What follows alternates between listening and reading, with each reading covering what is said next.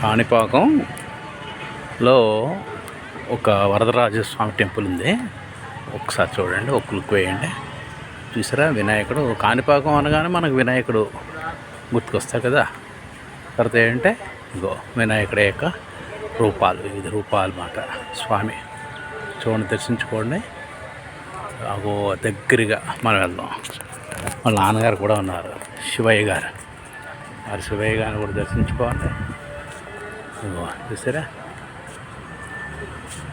సరితమ్మా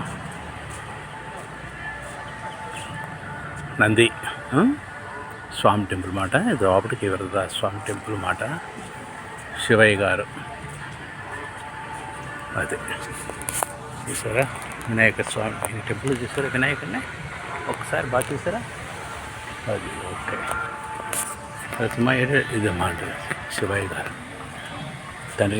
తండ్రి పక్కన కూర్చున్నారు 2 రూపాయల్లో చూసారా.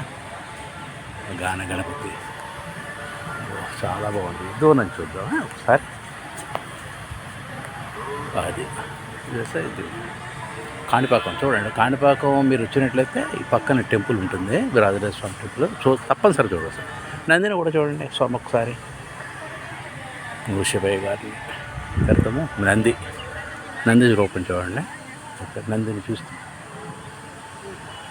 చూడండి. ఓకే, నంది